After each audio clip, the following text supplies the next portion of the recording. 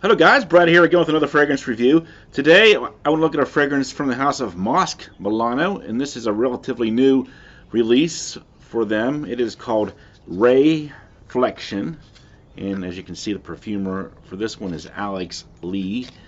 This fragrance came out in 2020, classified as a unisex fragrance and a floral fragrance. And the concept here is a fluorescent sparkling alien flower. So before I start talking about this fragrance, I want to give a big shout out and thank you to the fine people of Cafla Rubin and Masque Milano for sending me this sample. I actually won a contest. 4 people won a contest, and I was one of the 4 chosen winners. I got this sample here, 2 mLs, plus some other samples from Masque Milano that I hope to try out and review soon as well. So let's talk about Ray-flection. Top notes of aldehydes, yellow mandarin, and cardamom. Middle notes of solar notes, mimosa, absolute, and violet leaf. And in the base we have beeswax, cedar, and musk. So this one, well, as the name suggests and the description and everything, you get a very bright yellow floral here.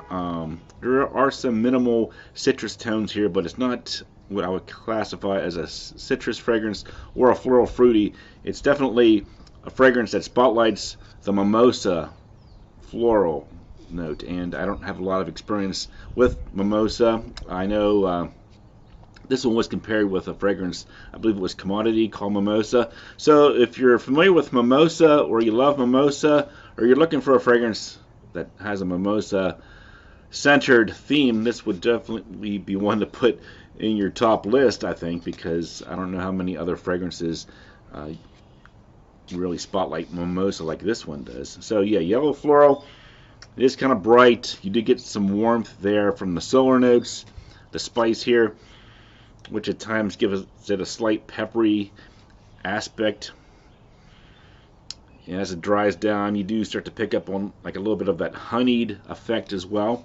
Never becomes too sweet though, but it's certainly not bitter.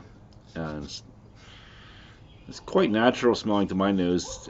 Just very bright, vibrant, yellow floral smell here is what you're going to get if that's your thing.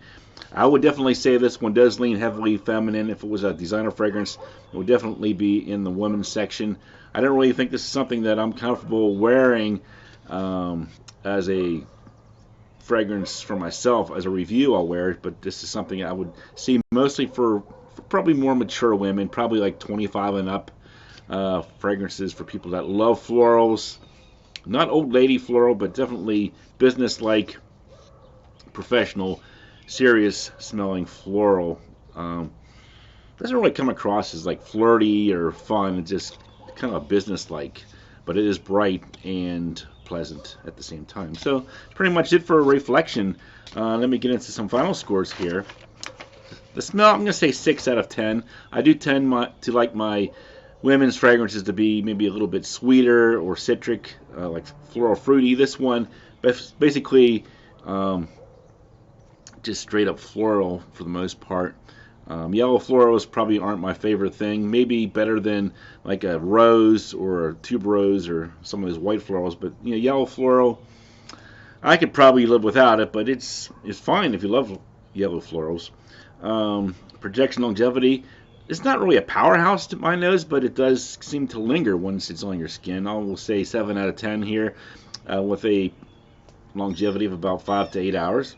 Versatility, definitely see this one for spring and summer because of that strong floral vibe that you're going to get here, which seems to best to embody spring and summer to my nose. Uniqueness, even though it is a floral fragrance, I'm going to give it 7.5 out of 10 because I do think Alex Lee did do a few things here to give it its own special spin on a yellow floral with the solar notes, the cardamom, and anything else here. You know, the honey in there. So, you know, it does its own thing. So it's slightly different than probably other yellow florals that you may have smelled, even though I don't have a lot of experience with straight up yellow florals because I review mostly men's fragrances.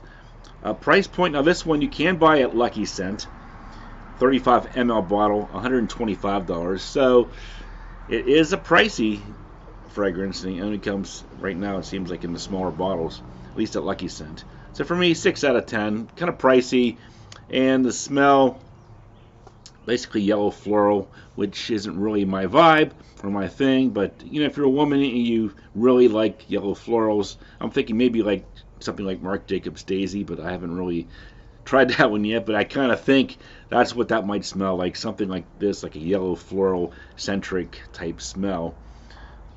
Check it out, definitely, if you're looking for a mimosa fragrance. If you've grown up, you know, have fond memories of being in a field of mimosa or something like that, if mimosa brings back some strong scent memories, definitely want to check this one out. But overall for me, yeah, it's nothing too special, but it is fun to check out as a reviewer. So thanks for watching. I'll talk to you guys later.